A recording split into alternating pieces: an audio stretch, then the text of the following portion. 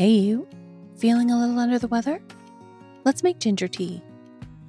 I'm making a big batch today, so I'm using a big piece of fresh ginger about the size of my palm.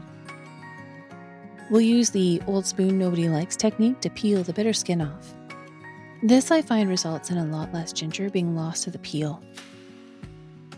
Ginger is fantastic for any sort of cold or flu because of the anti-inflammatory properties. I was recently diagnosed with asthma, and it seems to help calm things down for me a little.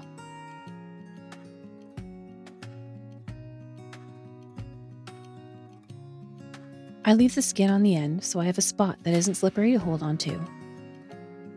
For best extraction, I use a grater.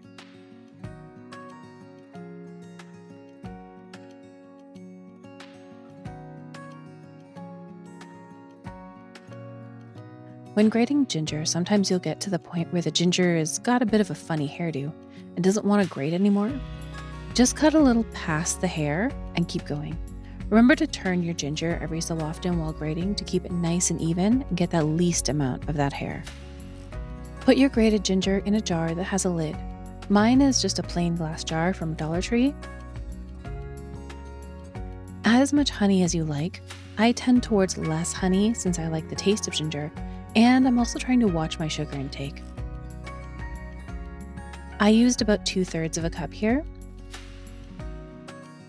Give it a mix and let it infuse for about a day or so. I keep mine on the counter and use about 2 teaspoons for a large mug and 1 for a smaller one. I'll probably go through this in about a week, but if yours is going to sit for quite a while, you might want to look at other ways to store it.